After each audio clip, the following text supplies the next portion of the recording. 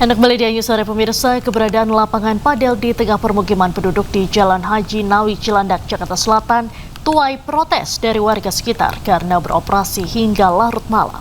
Gubernur Jakarta Pramono Anung mengatakan akan menindak tegas hal tersebut.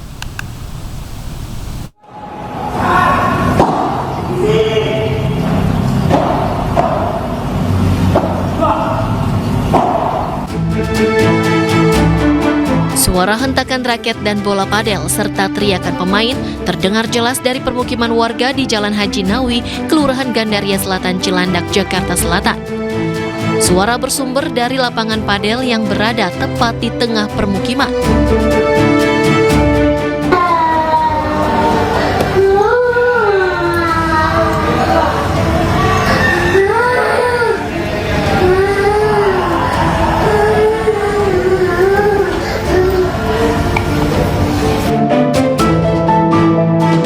Warga mengaku terganggu lantaran suara berisik dari lapangan padel terjadi sepanjang hari, sejak pagi hingga larut malam, membuat anak-anak dan balita sulit tidur.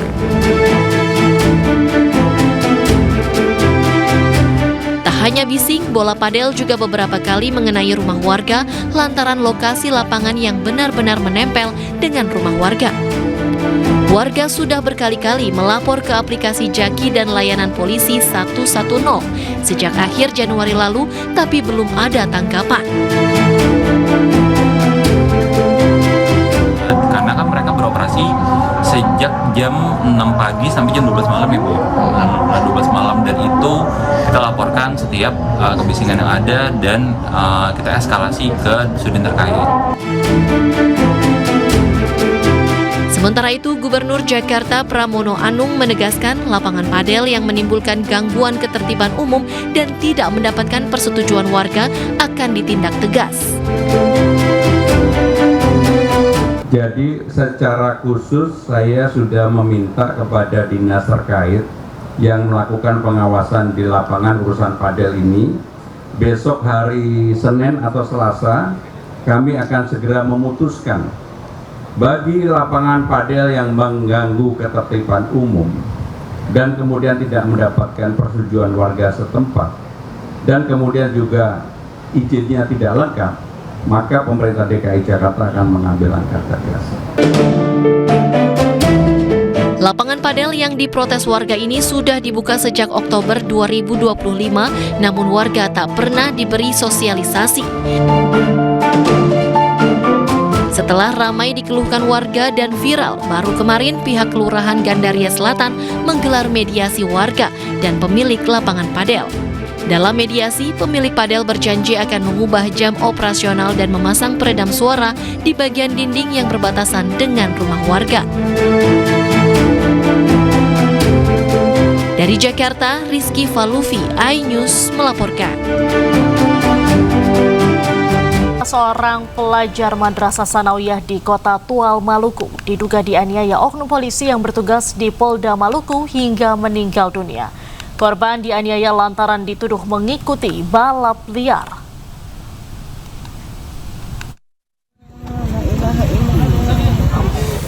Seorang pelajar Madrasah Sanawiyah berusia 14 tahun menjadi korban kekerasan oleh oknum anggota Brimob Polda Maluku hingga tewas. Peristiwa terjadi saat korban dan kakaknya melintasi jalanan menurun di sekitar RSUD Maren menggunakan sepeda motor.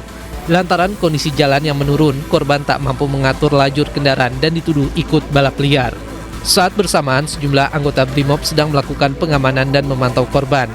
Oknum Brimob berinisial Bribda MS langsung melayangkan pukulan ke arah korban menggunakan helm.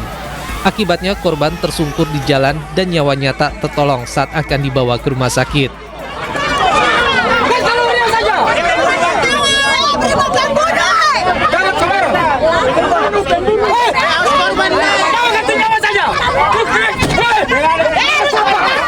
Tewasnya korban memicu kemarahan warga dan keluarga yang langsung mendatangi markas Brimob Tual meminta pelaku segera diadili. Sementara polisi berjanji akan mengusut tuntas kasus tersebut secara terbuka dan transparan. Kami dari Polres Tual sendiri menjamin pelaksanaan penyelidikan dan juga penyidikan berlangsung secara objektif, transparan, juga profesional. Ya, silakan teman-teman kawal kami, bantu kami juga dalam terkait pelaksanaan tindak lanjut daripada tindak pidana ini. Pelaku kini telah diamankan dan polisi meminta warga menahan diri dan menyerahkan penyelesaian kasus ke Polres Tual. Dari Tual, Maluku, Juanda Sari, iNews melaporkan. Pemirsa, polisi menangkap 2 buronan kelompok kriminal bersenjata yang diduga kerap menebar teror di wilayah Kabupaten Yahukimo, Papua Pegunungan. Penangkapan tersebut menjadi langkah strategis aparat mempersempit ruang gerak kelompok bersenjata.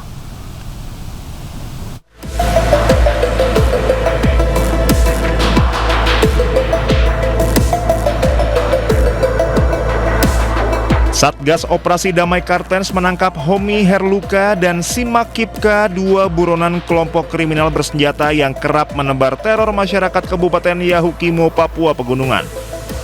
Mereka terlibat sejumlah aksi kekerasan terhadap aparat penegak hukum maupun warga sipil dan pendulang emas tradisional. Wakil Kepala Operasi Damai Kartens 2026 Kombes Adarma Sinaga mengatakan kedua tersangka ditahan di Polres Yahukimo. Penanganan hukum terhadap Homi Herluka dan Simak Kipka akan dilakukan secara profesional dan transparan.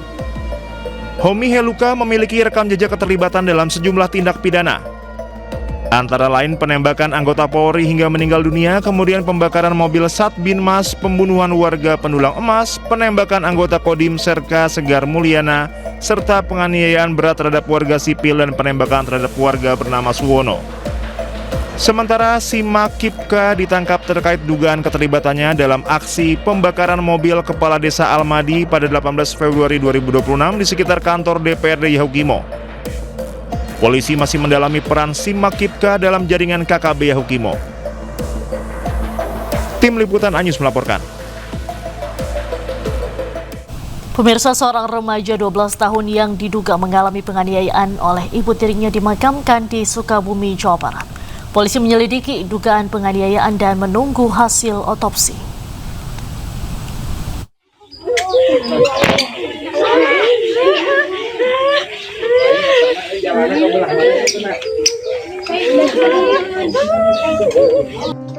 Suasana duka yang mendalam menyelimuti Desa Cipendei, Kecamatan Surade, Kabupaten Sukabumi, Jawa Barat saat jenazah NS 12 tahun tiba di rumah duka.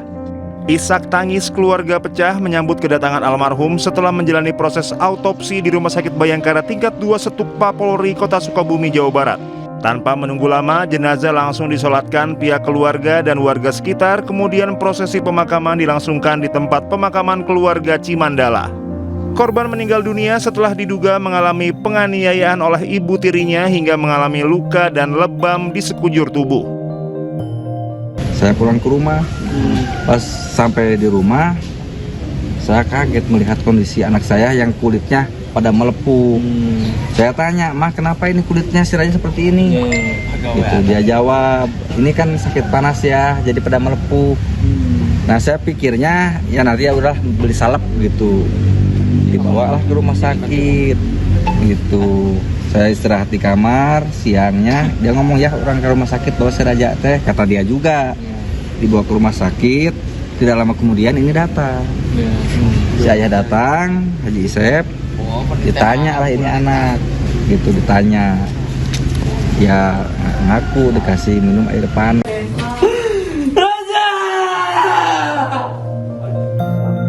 Sementara polisi masih menyelidiki dugaan penganiayaan oleh ibu tiri korban dan menunggu hasil autopsi. Luka bakar di sekujur tubuhnya, ada di lengan, ada di kaki, di paha kanan, kemudian paha kiri, luka bakar. Kami tidak bisa menyimpulkan apakah itu kekerasan atau tidak, tapi sepertinya terkena panas yang menyebabkan luka bakar. Yang tadi diperiksa adalah dari jantung dan paru. Paru-paru juga tadi ada yang diperiksa karena paru-paru juga agak sedikit membengkak ya. Belum tahu apakah memang itu karena pada korban memang punya penyakit sebelumnya atau tidak. Sebelumnya, sebuah rekaman video memperlihatkan kondisi korban saat kritis hingga viral di media sosial. Diduga ibu tiri korban sempat memukuli dan memaksa korban meminum air mendidih. Remaja 12 tahun ini meninggal pada Kamis malam setelah menjalani perawatan di rumah sakit. Dari Sukabumi, Jawa Barat, Budi Setiawan, iNews melaporkan. Untuk mengetahui informasi selengkapnya, kita langsung bergabung dengan jurnalis iNews Budi Setiawan. Selamat sore Budi, seperti apa perkembangan kasus anak yang diduga mengalami penganiayaan oleh ibu tiri di sana? Ya, selamat sore Diandra dan juga pemirsa. Dapat saya laporkan hingga saat ini pihak kepolisian telah melakukan pemeriksaan terhadap istri korban bersama ayah kandung korban serta salah satu keluarga korban. Saat ini pemeriksaan dilakukan di Polsek Jampang oleh penyidik dari unit PPA Polres Sukabumi. Hingga saat ini belum ada keterangan resmi dari kepolisian terkait penyebab kematian bocah berusia 12 tahun tersebut. Berdasarkan hasil otopsi kemarin ditemukan adanya luka bakar sekitar 20% di sekujur tubuhnya yang meliputi lengan, kemudian di bagian wajah serta di paha. Kemungkinan pihak dari forensik juga telah membawa sampel paru dan jantung untuk diperiksa di laboratorium di Jakarta. Hasil otopsi ini dapat bisa disimpulkan nanti setelah 1 minggu atau 7 hari. Diandra. Saat ini terduga pelaku apakah sudah diamankan, Budi? Ya, hingga saat ini ibu tiri korban masih menjalani pemeriksaan di kepolisian. Kemungkinan saat ini masih dimintai keterangan sebagai saksi. Seperti itu, Diandra. Berarti belum ditetapkan sebagai tersangka, belum ada yang ditetapkan?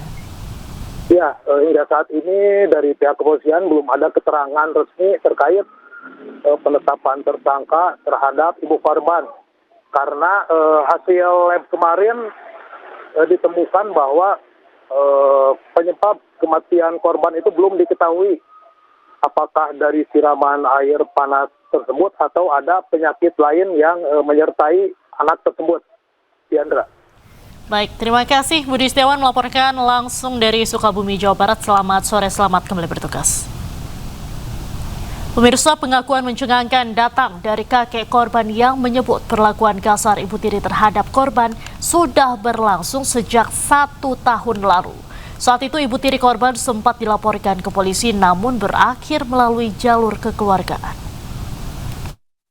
Lalu ya sudah ada, bahkan itu sudah dilaporkan di PPA di Polres Sukabumi, Kepulauan Ratu.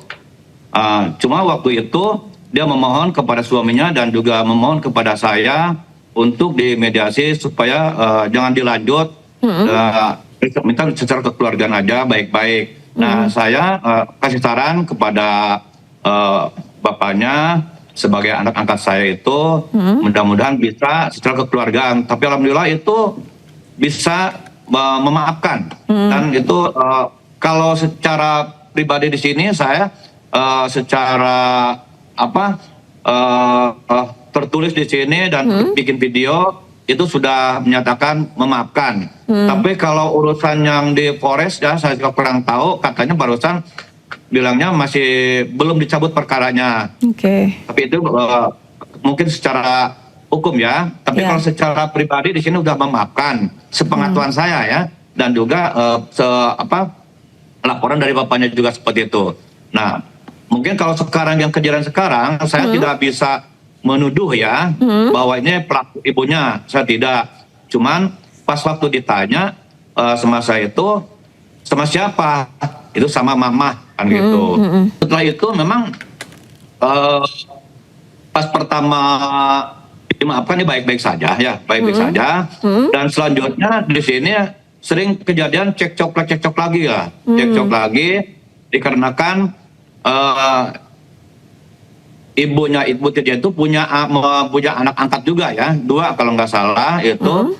Nah, jadi anak sama anaknya itu mungkin ya namanya anak lah sering bertengkar lah. Nah, jadi ada sedikit ya banyak penyedotan anaknya si bapak ini, Pak Anwar Satribi ini gitu. Jadi mungkin merasa tersisihkan.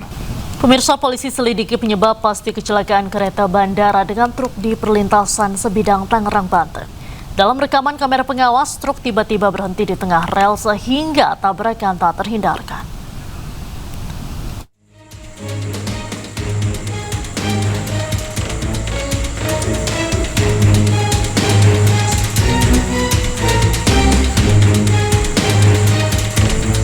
Kamera pengawas merekam detik-detik kereta bandara menabrak truk pengangkut skoci di perlintasan Sebidang selepas stasiun Poris, Tangerang, Banten.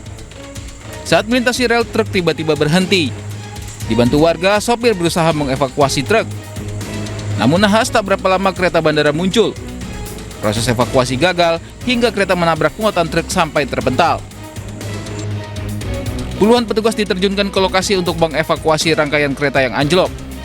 Pihak KCI berkoordinasi dengan KAI Daob 1 Jakarta dengan mengirimkan rangkaian kereta penolong ke lokasi kejadian. Selama upaya evakuasi diberlakukan rekayasa jadwal perjalanan KRL. Sementara Satlantas Polres Metro Tangerang juga menerjunkan tim investigasi untuk mengetahui penyebab kecelakaan.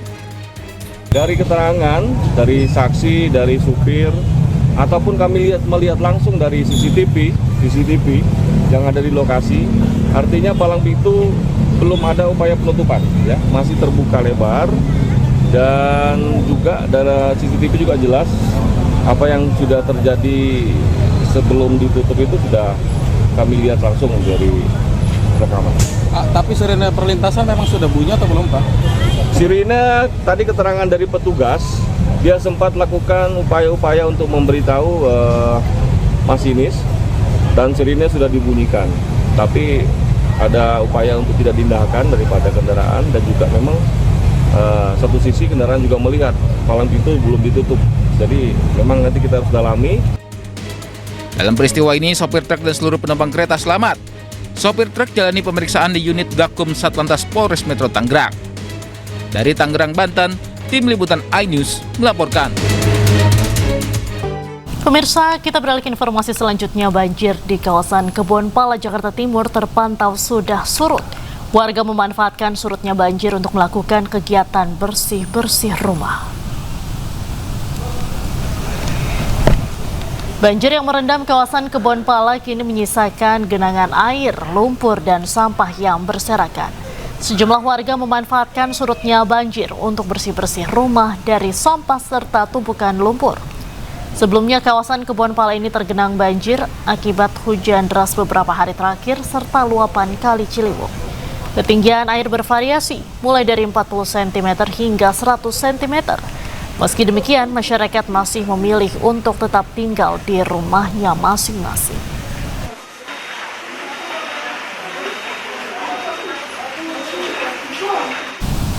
Sementara itu, pemirsa, warga yang terisolir akibat banjir bandang susulan diseberangkan dalam karung melintasi sungai di Tapanuli, Tengah Sumatera Utara. Sementara itu, jenazah harus ditandu akibat jembatan belum dibangun di Gayo Luas, Aceh Tengah. Saudara kami dari CBB harus menyeberang melalui masuk karung. Seorang warga harus masuk ke karung untuk menyeberangi sungai di desa Sibiobio, Sibangun, Tapanuli Tengah akibat arus yang deras pasca banjir bandang. Karung ditarik melalui sling yang membentang selebar sungai.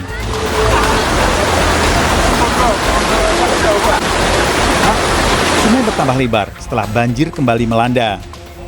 Sementara warga lain memilih menyeberang dengan susah payah di sungai yang jembatannya telah hilang pasca banjir bandang 26 November tahun lalu.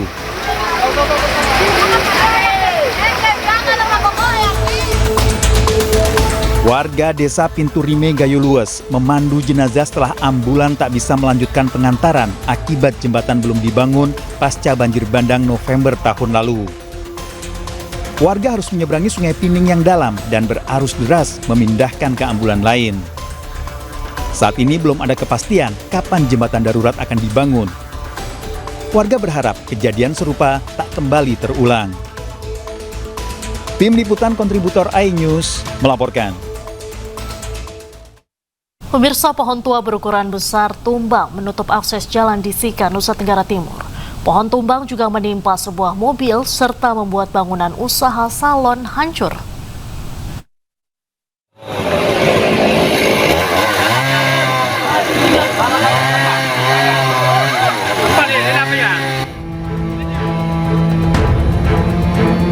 Warga Kelurahan Kota Uneng, Kecamatan Alok, Kabupaten Sika, Nusa Tenggara Timur dikejutkan peristiwa pohon tumbang di ruas Jalan Balitbang. Pohon berukuran besar ini roboh dan menimpa satu unit mobil yang sedang terparkir di sebuah bengkel. Akibatnya bagian kabin dan bumper depan kendaraan rusak parah dan mengalami kerugian mencapai 30 juta rupiah. Tak hanya kendaraan, bangunan usaha salon yang baru saja dibangun juga rata dengan tanah setelah diterjang batang dan dahan pohon. Selain itu, jaringan kabel listrik milik PLN turut terputus dan berserakan di badan jalan memperparah situasi. Kejadian tadi pagi pukul 3.30, kami warga di sekitar sini dikagetkan dengan bunyi yang begitu besar. Tiba-tiba lampunya juga langsung padam. Jadi kami coba keluar ke depan, kami melihat pohon di samping antara bengkel sama salon itu tumbang. Tim dari Badan Penanggulangan Bencana Daerah Kabupaten Sika melakukan pemotongan batang serta pembersihan ranting yang menutup badan jalan dan menindih kendaraan. Dari Sika, Nusa Tenggara Timur, Joni Nura Anyus melaporkan.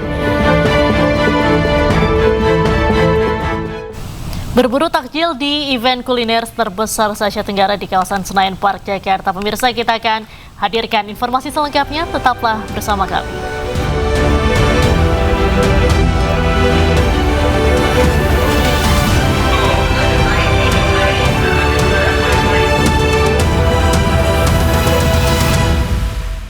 Pemirsa, jangan sampai ketinggalan World Takjil di event kuliner terbesar se-Asia Tenggara. Pameran Ramadan di Rantau Roadshow Kuliner Viral Indonesia kembali hadir dan menjadi pilihan warga untuk berburu menu berbuka puasa yang digelar di kawasan Senayan Park.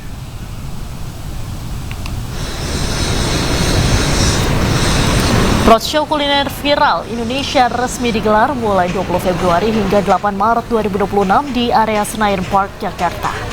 Lebih dari 200 tenan makanan dan minuman turut meramaikan event ini dengan menyajikan ribuan menu takjil dan hidangan berbuka di satu lokasi. Pengunjung dapat menemukan beragam pilihan mulai dari takjil tradisional, makanan kekinian yang viral di media sosial, hingga hidangan berat untuk menu buka puasa bersama keluarga.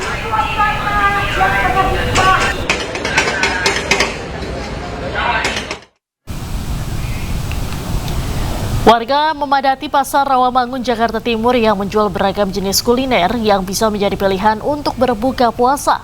Berbagai macam makanan dan minuman dijajakan mulai dari makanan ringan hingga lauk pauk. Selain beragam pilihan menu berbuka puasa, harga takjil yang ditawarkan di Pasar Rawamangun cukup terjangkau. Menurut salah satu pedagang, takjil tahun ini jauh lebih ramai warga yang datang jika dibandingkan dengan tahun lalu. Kondisi ini menjadi berkah bagi para pedagang takjil.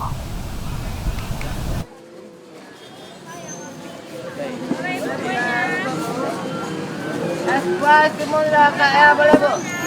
Mari ya, boleh. Dan seperti apa suasana ngabuburit sambil berburu takjil khas Ramadan, kita langsung bergabung dengan jurnalis iNews Hendri Aprila yang berada di kawasan Senayan, Jakarta Pusat, dan juga ada rekan Ismalia Medasari di kawasan Rawamangun, Jakarta Timur. Halo, selamat sore rekan-rekan, kita ke Hendri Aprila terlebih dahulu. Hendri, apa saja nih menu takjil yang dijajakan di sana? Oke, kalau menu takjil Diandra dan juga pemirsa, dari mulai menu Nusantara hingga menu-menu yang ada menu-menu makanan di luar negeri nih, seperti halnya ada makanan dari Thailand dan juga Jepang dan beberapa negara lain di Asia. Kita coba sedikit bergeser ya. Dari tadi nih saya ngelihat ada salah satu menu yang sangat menggugah selera saya, karena dari tadi juga saya sambil laporan, sambil lihat-lihat, ternyata ada salah satu menu ini es sorbet, maksud kami es sorbet. Ini dari tadi sudah ramai oleh para pengunjung karena ada berbagai macam rasa, dari mulai rasa stroberi, ada juga rasa coklat dan juga rasa matcha di sini. Karena di sini juga harganya juga cukup ekonomis dan dibuka dari tanggal 20 Februari sampai 8 Maret 2026. Tentunya ini diselenggarakan di kawasan Senayan, Jakarta, dan tentu di Anda dan juga pemirsa, ini merupakan salah satu event yakni Ramadan di Rantau. Jadi buat yang ngerantau atau yang nggak ngerantau yang lagi melangsungkan ibadah puasa bisa langsung sini mencicipi ataupun jajan maupun wartajil di lokasi ini. Karena tidak hanya itu, kita juga lihat ada di kiri kanan saya juga banyak sekali makanan. Dari mulai di samping saya ini ada makaroni. Makaroni ini cukup viral sekali. Dan tadi kalau kami lihat dari mulai cheese makaroninya ada juga rasa black pepper hingga rasa barbecue. Kalau tadi kami juga sudah pesan, nanti kita coba ambil ya, karena kita sudah memesan beberapa menu yang dari tadi saya cium aromanya, Diandra dan juga pemirsa, sangat menggugah selera karena ini penyajiannya cukup menarik. Tadi juga kalau kami lihat penyajiannya ini disajikan dengan cara dibakar terlebih dahulu. Kemudian nantinya ada juga yang disajikan dengan cara lain sehingga ini yang menarik perhatian masyarakat. Tentu masyarakat datang di sini pun juga datang dari berbagai wilayah untuk menikmati dan mencicipi berbagai macam hidangan untuk berbuka puasa. Dan juga tentunya jika kita coba ke abangnya ya, Bang, boleh nggak Bang disiapin nih? Tadi kalau dibakar-bakar gimana tuh Bang? Tadi kalau kami lihat juga tadi ada yang sambil dibakar, terus udah gitu juga ada menu-menu lain yang tadi kita lihat, Diandra. Dan tentu nanti kita cobain kalau sudah waktunya berbuka puasa, karena beberapa menit lagi ini sekiranya sudah masuk ke waktu berbuka puasa. Kita jalan-jalan lagi sedikit, makasih Bang. Kita jalan-jalan sedikit lagi, ada beberapa menu lainnya yang juga ini sangat menyenangkan sekali dan juga maksud kami sangat menggugah selera sekali di sini karena menunya sangat banyak, sekiranya ada 200 menu dan tentu juga ini sangat menarik sekali. Dan untuk mengetahui bagaimana keseruan berburu takjil ataupun wartajil di kawasan ataupun lokasi lain, kita sudah terhubung bersama dengan rekan kami yang berada di Pasar Rawamangun ataupun Pasar Takjil Rawamangun, Jakarta Timur. Ismalia, bagaimana keseruan berburu takjil di kawasan Rawamangun? Silakan dengan laporan Anda.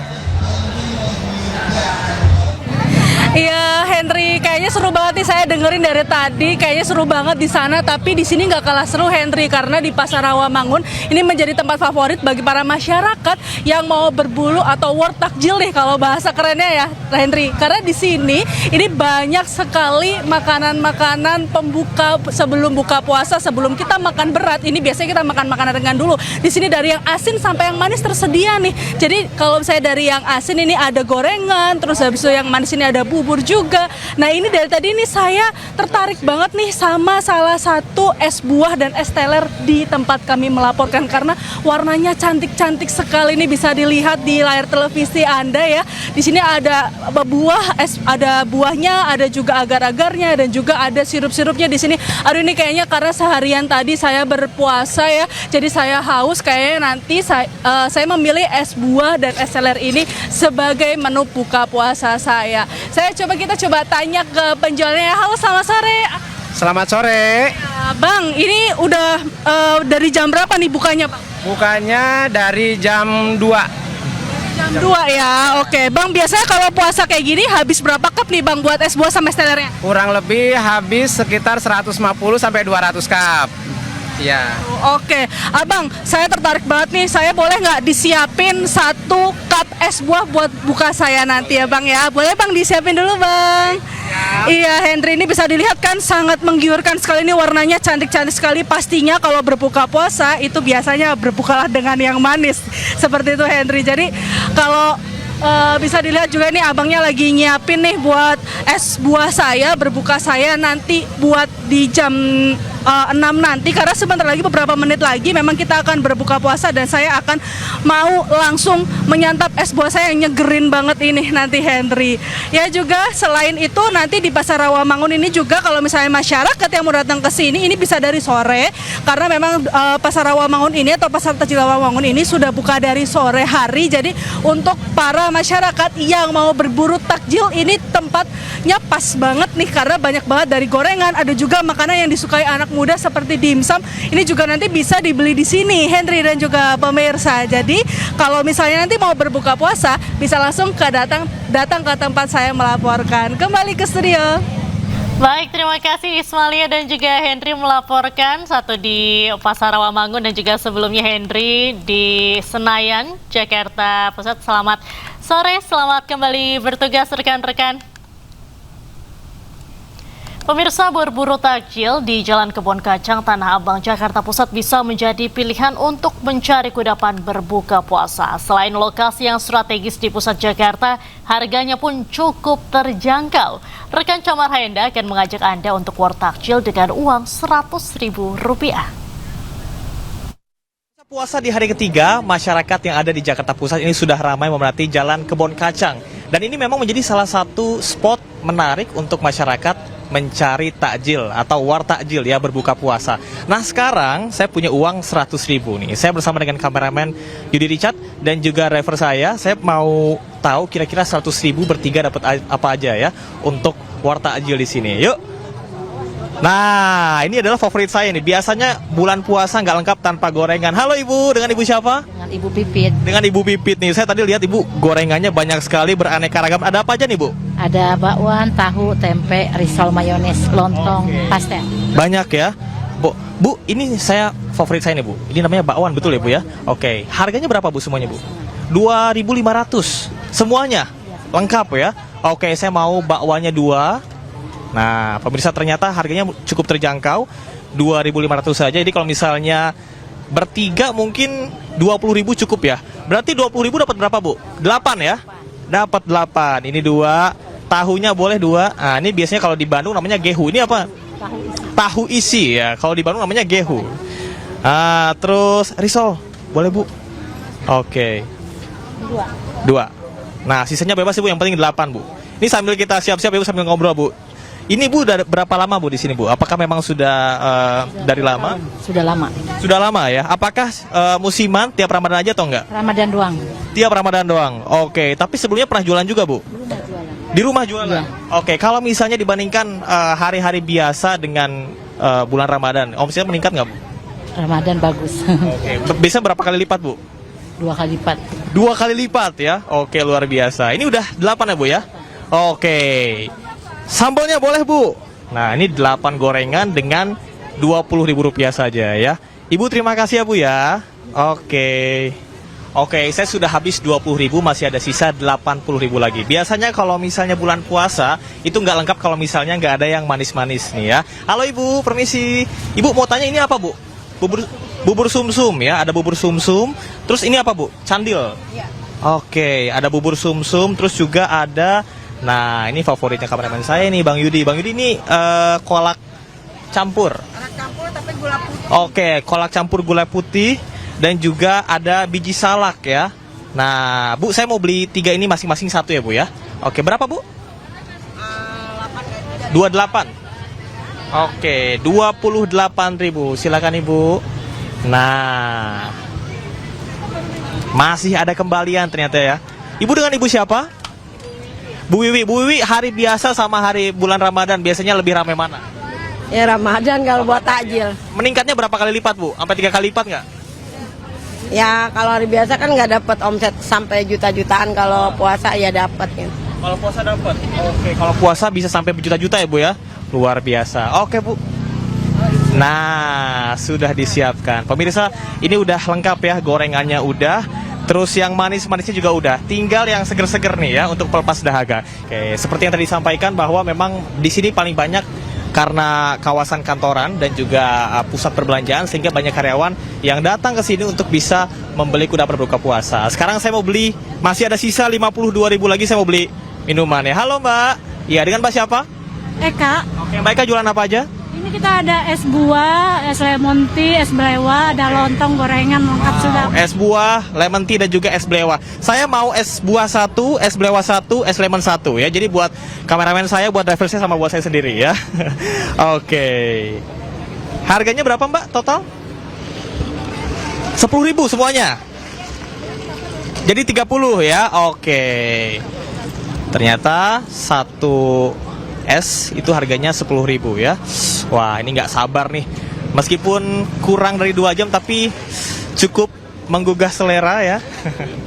Tidak sabar untuk bisa melepas dahaga.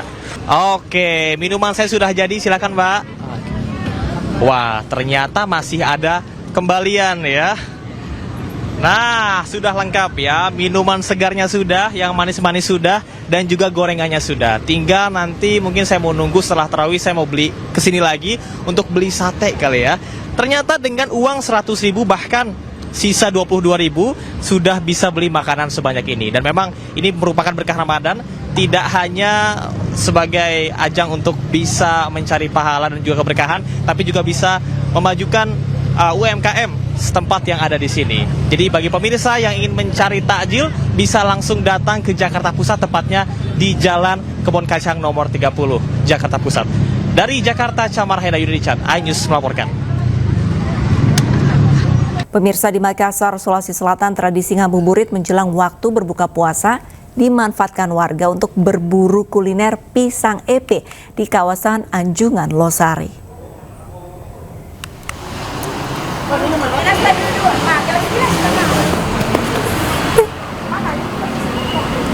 Takjil yang menjadi ciri khas Makassar adalah pisang epe, berbahan dasar pisang kepok yang dipanggang, kemudian dijepit hingga pipih. Proses epe atau jepit inilah yang menjadi ciri khas kuliner tradisional ini. Terakhir, pisang epe disiram saus gula merah hangat. Selain varian gula merah dan kelapa, pisang epe kini hadir dalam berbagai pilihan rasa kekinian, mulai dari coklat, keju, bahkan durian jika sedang musim. Rasanya yang manis dan harganya yang terjangkau menjadikan pisang epe salah satu pilihan takjil untuk berbuka puasa.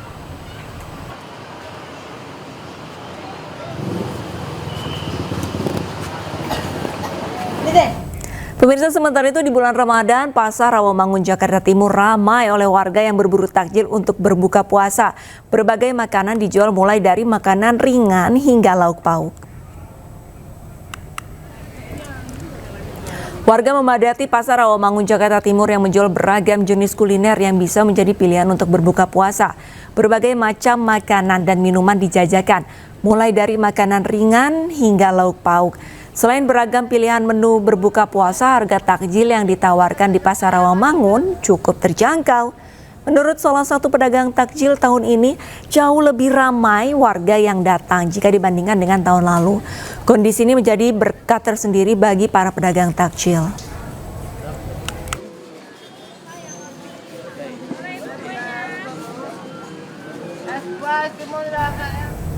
Pemirsa, kita akan kembali bergabung dengan rekan Henry Aprilia di Festival Kuliner Senayan Jakarta dan ada rekan Ismalia Meidasari di Rawamangun, Jakarta Timur. Tapi kita terlebih dahulu menyapa Henry. Selamat sore Henry, selamat berbuka puasa. Untuk sore hari ini menu buka puasa apa yang paling dicari di sana? Juga untuk seluruh warga Indonesia yang sedang melangsungkan ibadah puasa dan juga Arlista. Kita sudah ada berada di salah satu tenda nih. Kita tadi sudah pesan makanannya namanya Sunkist. Nah, Abang boleh, kita tadi sudah pesan mau dicicipin. Boleh Abang, makasih ya Bang. Arlista, lihat seger banget ya. Dari mulai buah-buahnya kelihatan, es batunya kita cobain dulu. Karena juga tadi saya udah gak sabar.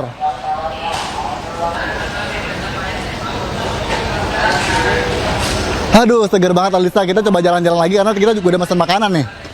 Karena di event ini dibukanya juga lama, dari pukul sore hari sampai dengan malam hari, dan dibuka dari tanggal 20 Maret sampai dengan maksud kami 20 Februari sampai dengan 8 Maret 2026.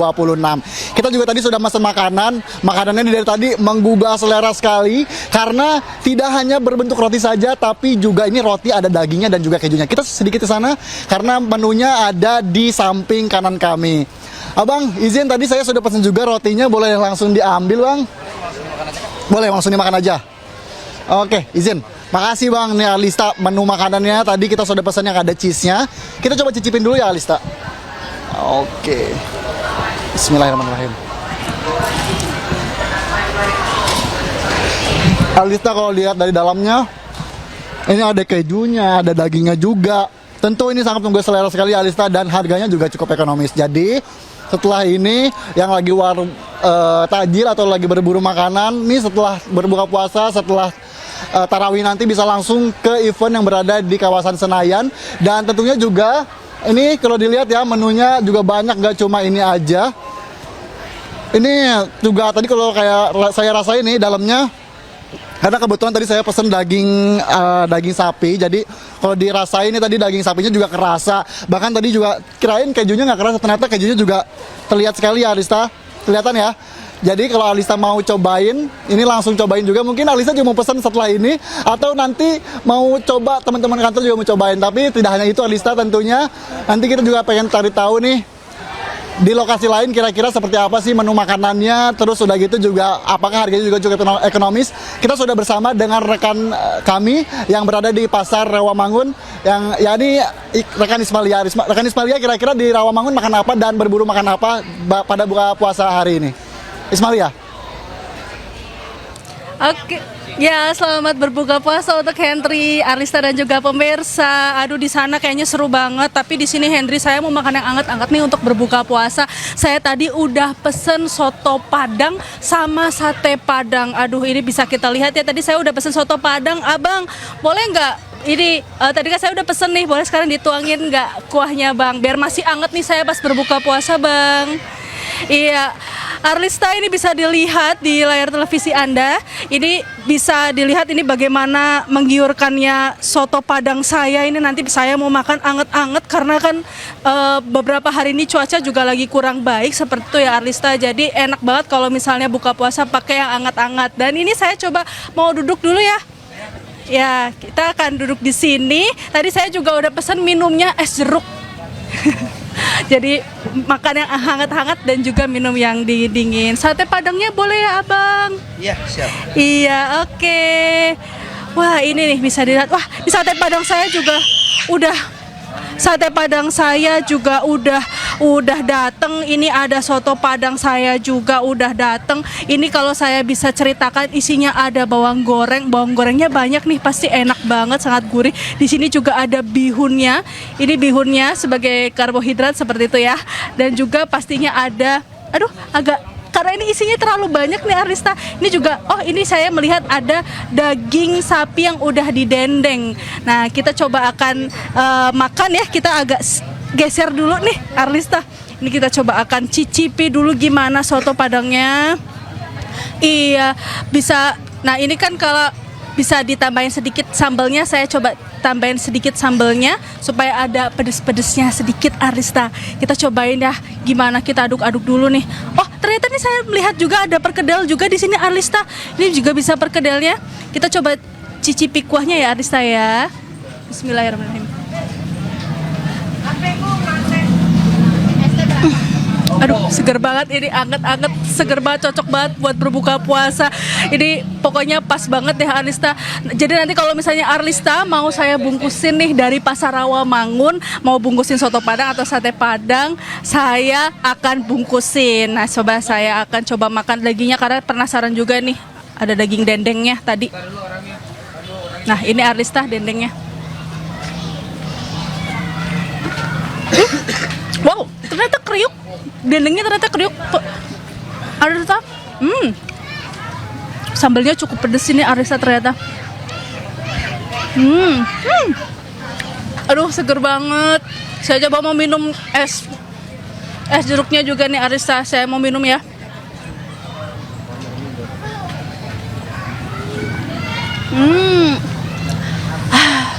Aduh, enak banget pokoknya ini. Saya mau cobain sate Padangnya nih, saya coba cicipin bumbunya nih Arlista. Karena kalau sate Padang ini berbeda ya, ternyata sate Padang ini bumbunya merah.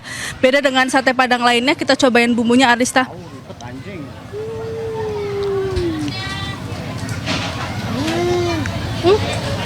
Enak, gurih, ada sedikit pedes-pedesnya gitu Arlista. Jadi nanti kalau misalnya Arlista mau saya bawain, nanti bilang aja ke saya bungkusin soto Padang sama sate Padang. Kembali ke Anda Arlista. Oke. Baik, terima kasih banyak makan-makannya rekan-rekan saya sampai ngiler nih di studio. Pokoknya nanti saya tunggu ya di studio makanan-makanan di sana. Selamat kembali bertugas. Pemirsa, akhir pekan biasanya menjadi momen wisatawan berkunjung ke Pantai Ancol. Namun hari ini suasana pantai justru terlihat lebih lengang karena diperkirakan pengunjung memilih datang pada sore hari jelang berbuka puasa.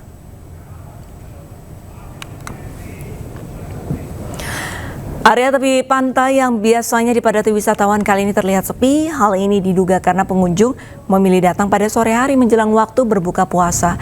Ternyata ada program khusus Ramadan. Masyarakat bisa masuk ke kawasan Ancol gratis mulai pukul 17.00 hingga 23.00. Program ini dimanfaatkan wisatawan untuk menikmati waktu berbuka puasa bersama keluarga.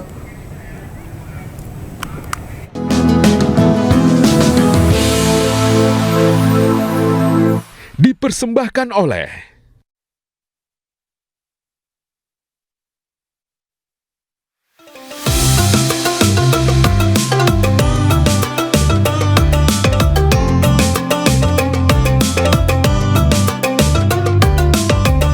Nah pemirsa, saat ini saya sudah bersama dengan Kepala BPJPH nih dan juga Direktur Utama PT Surveyor Indonesia. Jadi paket komplit nih, ya kan? Paket komplit.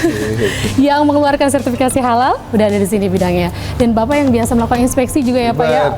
Untuk seperti apa sesuai dengan SOP berjalan dengan lancar kan nih gitu kan? Diterapkan kan nih gitu. Baik, nanti kita bahas lebih lanjut nih pemirsa sambil ngobrol-ngobrol santai menunggu waktu berbuka puasa. Apa aja sih mau kita bahas, jangan kemana-mana ya pemirsa ya.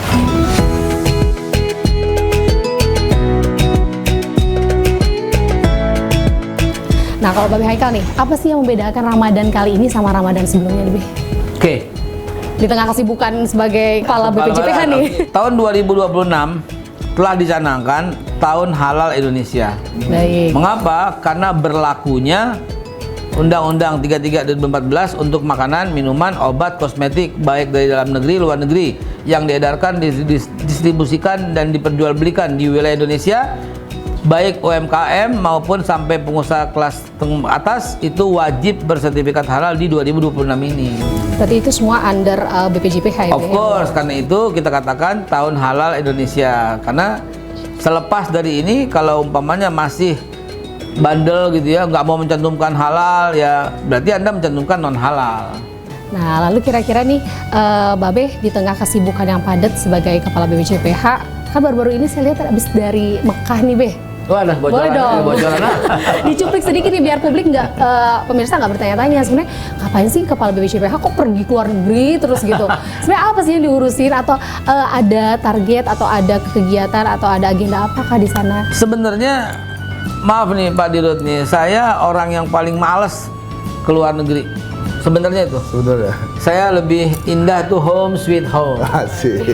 Cuman harus menjawab ya, harus kita lakukan itu nomor satu karena kan target daripada Bapak Presiden menjadikan halal tuh Indonesia pusat halal dunia. Di tahun 2009 maunya seperti itu. Pusat halal dunia ada di Indonesia. Ya kita harus aktif dong. Mau nggak mau walaupun nggak suka nggak suka, rela nggak rela, ikhlas nggak ikhlas, wajib disukai, direlakan dan menjadi sebuah menjalankan tugas dengan happy. Di mana ada tentang halal internasional wajib kita datengin. Kalau enggak diambil sama tetangga. Iya betul. Artinya kita mesti berperan, harus berperan aktif supaya dunia tahu tentang perkembangan halal di Indonesia dan akan menjadi pusat standarnya itu di Indonesia gitu. Lalu peranan dari PT Surveyor Indonesia sendiri seperti apa? Langsung aja ya sama pakar ini Pak Dirut nih, Pak Fajar yang akan menjelaskan. Ini mitra saya nih, gitu, mitra saya. Harus ada ya, Mbak? Harus ada. Jadi kolaborasi yang sip gitu ya. Iya betul, kolaborasi luar biasa. Silakan Pak. Iya, iya. Gimana Pak? Menjelaskan. Pemirsa mungkin perkenalkan juga, memang Surveyor Indonesia adalah perusahaan TIC, Testing Investor Certification, badan usaha milik negara tentunya, dan kami terkait dengan tadi sampaikan oleh Babe, memang betul dalam kaitan dengan undang-undang jaminan produk halal, salah satu fungsi di situ adanya LPH, Lembaga Pemeriksa Halal. Nah, kami telah mendapatkan perizinan sertifikasi dari tempatnya Babe itu dari tahun 2020 untuk LPH, dan yang luar biasanya Survey Indonesia mendapatkan LPH utama di 2023. Nah, jadi LPH utama artinya bisa ke seluruh dunia, bisa di seluruh Indonesia. Jadi orang yang punya usaha restoran di mana dari Aceh sampai Papua, ya setelah mendaftar akun di kita, nah siapa yang akan memeriksanya itu PT Surveyor Indonesia. Jadi ntar auditornya diperiksa di laboratoriumnya itu bukan dari BPJPH, tapi lembaga pemeriksa halal. Nah setelah itu kemudian ntar Majelis Ulama menetapkan kehalalannya. Majelis Ulama melaporkan ke kita, gitu loh. Lapor Babe, mestinya gitu kan? Lapor, istilahnya gitu ya. Lapor Babe, telah diperiksa oleh Surveyor Indonesia, telah dimasukkan ke laboratorium bahwa semuanya halal dan menurut kajian Majelis Ulama ini halal. Silakan kami serahkan lagi kepada Babe. Setelah kita teliti begitu, kita terbitkan yang namanya sertifikat halal. Oke, tahun 2026 tahun halal Indonesia. Tahun halal Indonesia. Tagline-nya gini tagline-nya. Yang penting gimana, Be? Yang penting halal. Tagline-nya selalu gitu ya, Be? Yang penting halal. Ini yang penting halal. Yang penting halal. Yang penting halal masih kosong ini. Iya, ini gimana nih?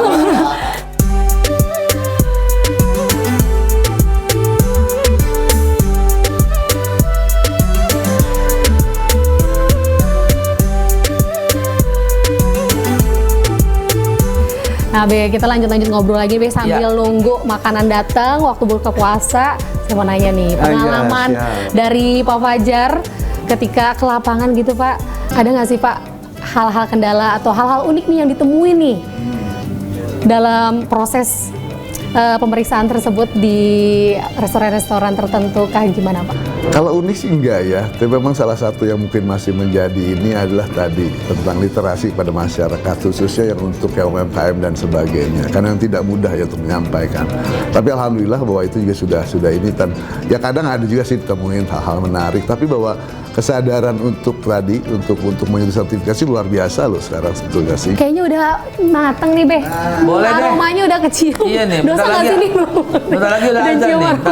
Bentar lagi azan nih.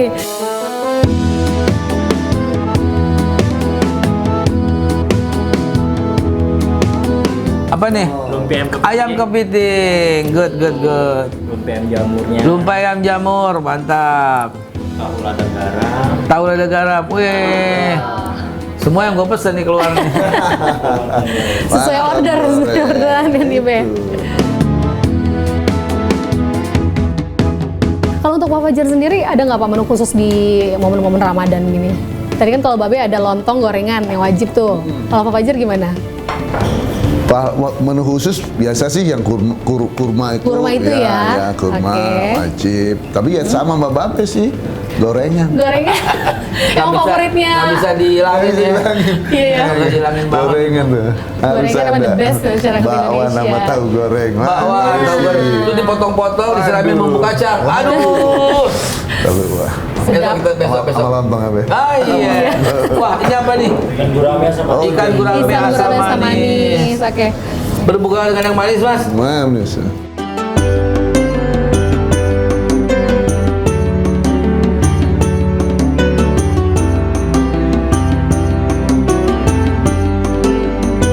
Masya Allah, benar-benar nikmat ya Pak Fajar ya. Waduh, alhamdulillah. Sesuai yang Babe Haika sampaikan, menunya enak semua. Pak Fajar juga Tapi boleh saya kritik ya? Boleh. Gak apa-apa depan televisi ya. Iya, untuk gimana kebaikan Imperial Kitchen ya. Benar-benar. Ini kayak rasa kabel nih.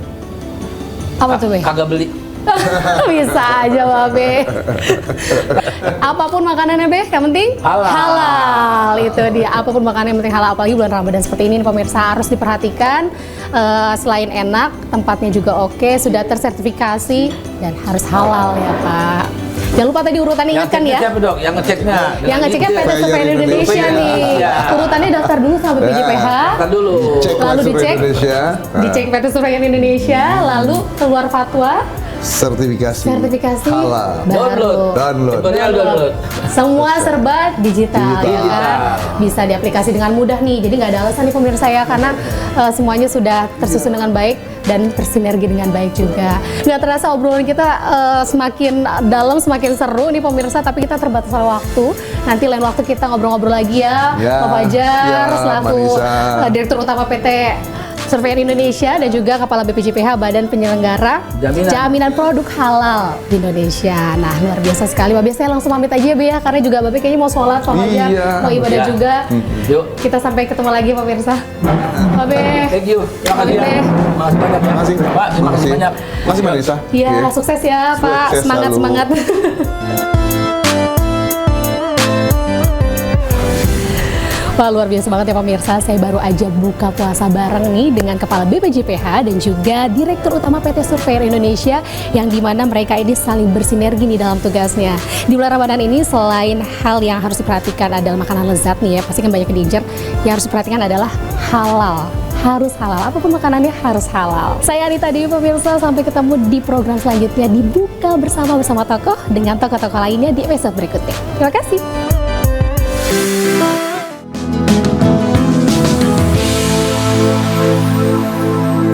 Dipersembahkan oleh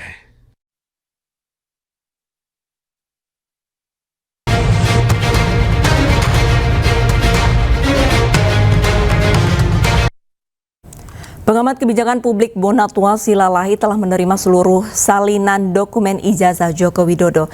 Ia menerima total 5 berkas ijazah Joko Widodo saat mencalonkan diri menjadi Wali Kota Solo, Gubernur Jakarta, dan calon presiden.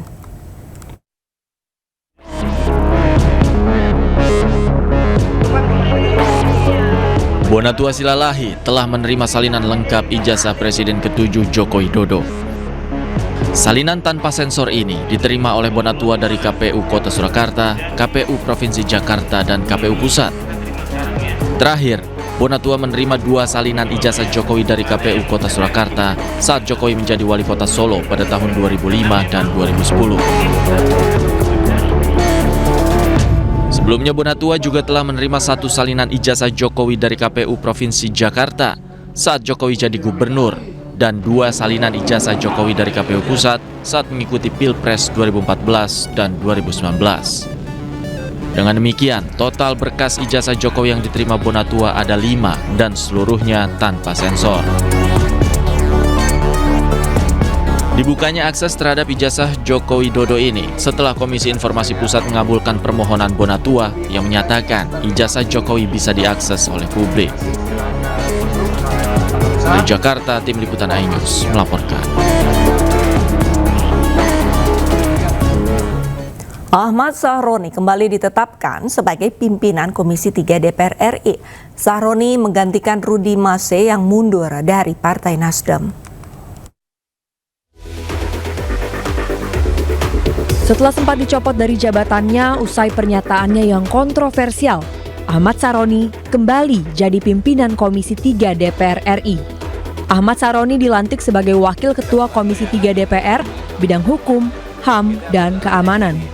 DPR RI menetapkan Ahmad Sahroni sebagai Wakil Ketua Komisi 3, menggantikan posisi Rusdi Mase yang resmi mengundurkan diri dari Partai Nasdem dan DPR RI. Pak Ketua dan teman-teman, rasanya aneh kalau kenalan lagi ya. Dan terima kasih buat pimpinan MKD yang telah menyidangkan saya, dan mudah-mudahan saya menjadi lebih baik ke depannya. Terima kasih. Sebelumnya, Mahkamah Kehormatan Dewan menjatuhkan sanksi kepada Ahmad Sahroni berupa penonaktifan sebagai anggota DPR selama 6 bulan sejak November 2025. Tim Liputan iNews melaporkan. Kita ke informasi selanjutnya pemirsa, jalan perlintasan rel kereta di kawasan Kemayoran, Jakarta Pusat sempat ramai karena rusak dan licin hingga menyebabkan sejumlah pengendara sepeda motor terjatuh. Namun kini jalanan tersebut sudah diperbaiki, lubang dan permukaan jalan yang tidak rata sudah ditambal untuk mengurangi risiko kecelakaan. Pemirsa, beberapa hari yang lalu sempat ramai salah satu video di sosial media di mana menunjukkan adanya pengendara sepeda motor yang terjatuh saat melintasi rel kereta yang berada di Jalan Industri Kemayoran. Dan ini adalah untuk situasi dan lokasi dari video tersebut, yang dimana ini memang merupakan salah satu rel kereta atau penyeberangan kereta api yang sangat aktif. Banyak sekali dari pengendara baik roda 2 maupun roda 4 dan juga pastinya dari kereta yang melintas di jalanan ini, sehingga memang seringkali ini palangnya tertutup setiap berapa menit sekali. Dan kalau misalnya kita lihat di video kemarin, memang untuk yang menjadi salah satu permasalahan di rel kereta ini adalah jalanannya yang rusak dan berlubang. Dan kalau misalnya kita lihat secara keseluruhan, memang ini sudah terlihat berbeda dari video yang ramai kemarin, bahwa memang untuk saat ini untuk jalanan ini sudah ditambal sehingga sudah bisa dibilang jauh lebih mulus dan aman untuk dilintasi oleh pengendara sepeda motor. Namun memang pastinya ada beberapa, tadi saya melihat ada beberapa yang masih belum terlihat terlalu mulus, sehingga memang masih disarankan pastinya untuk setiap pengendara sepeda motor khususnya harus lebih berhati-hati lagi setiap melintasi di rel kereta api ini. Namun memang tidak hanya di rel kereta api yang ada di sini saja, di beberapa rel kereta api maupun di jalan raya lainnya yang berada di kawasan Jakarta ini memang masih menjadi salah satu permasalahan umum, di mana untuk pengendara ini pastinya harus lebih berhati-hati karena ada beberapa jalan yang berlubang, kemudian jalanan yang tidak mulus sehingga menyebabkan kecelakaan lalu lintas. Dan ini menjadi salah satu fokus utama juga tentunya untuk Pemprov DKI Jakarta, harus lebih memerhatikan terkait dengan fasilitas jalanan yang ada di seluruh Jakarta. Dari Jakarta, Nora Syafika, Novan Dwi Kusuma, iNews melaporkan. Israel kembali melancarkan serangan udara ke Lebanon Jumat waktu setempat. 12 orang dilaporkan tewas dan lebih dari 50 orang terluka.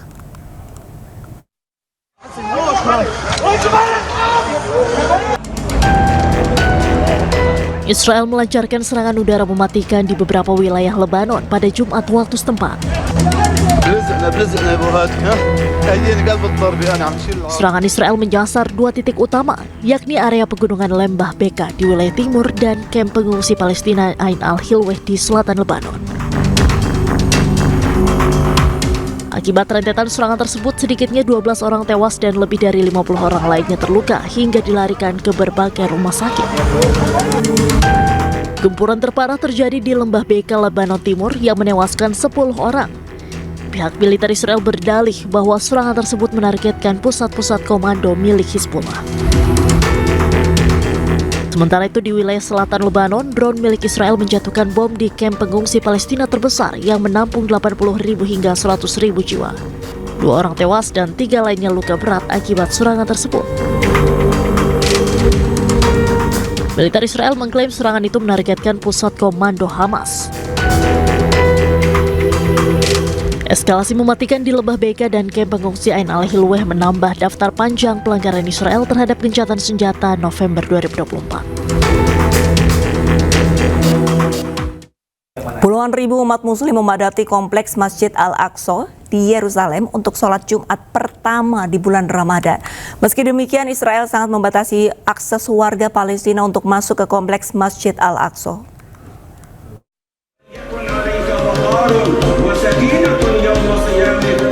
Sekitar 80.000 warga muslim Palestina melaksanakan sholat Jumat pertama pada bulan Ramadan di Masjid Al-Aqsa dan pelatarannya meski otoritas Israel memberlakukan pembatasan ketat.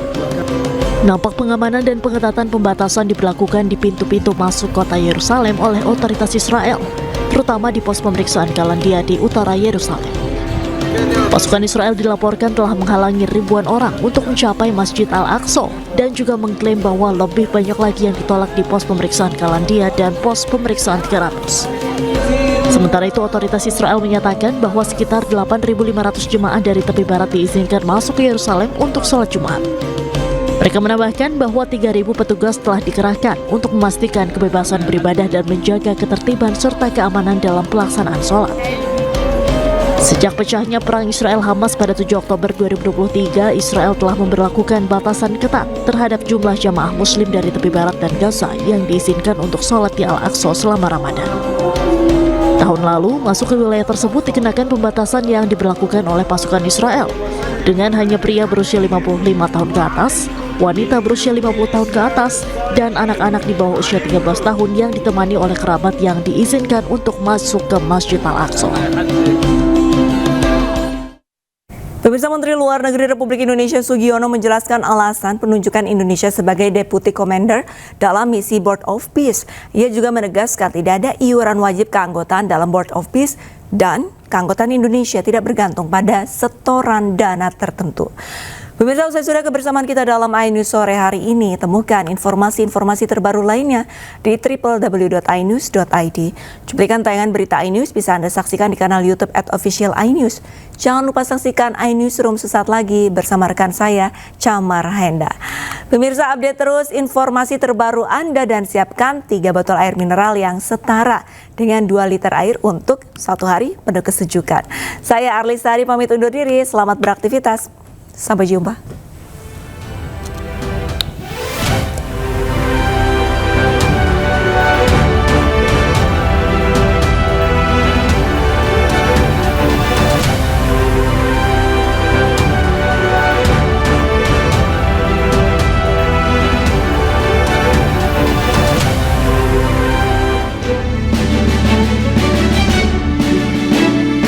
Dalam penunjukan Indonesia sebagai Deputy Commander di Board of Peace, Menlu Sugiono mengatakan partisipasi Indonesia dalam ISF atau Pasukan Perdamaian Gaza tidak berkaitan dengan pengakuan hubungan diplomatik dengan pihak manapun.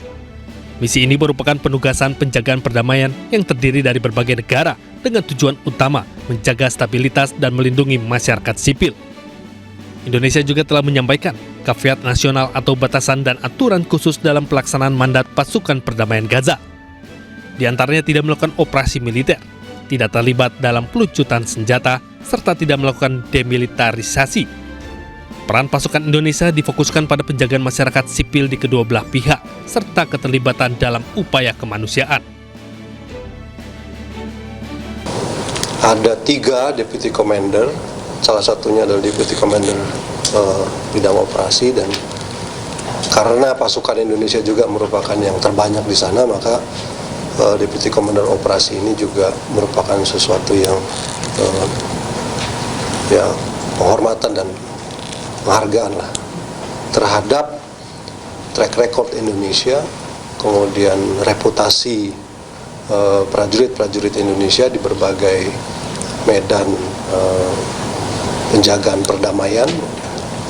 Dan saya kira kedudukan ini juga akan bisa memfasilitasi apa yang menjadi tujuan dan niatan kita mengirimkan pasukan di ISF.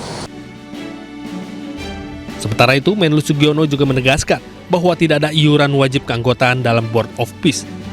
Keanggotaan Indonesia tidak bergantung pada setoran dana tertentu. Jadi dari awal saya bilang, ini yang namanya itu bukan iuran keanggotaan, bukan syarat keanggotaan, tidak. Kita sekarang sudah anggota, nggak perlu bayar juga nggak apa-apa. Berarti Indonesia nggak akan bayar. Tapi kalau misalnya kemarin tuh kita mau jadi anggota permanen, ada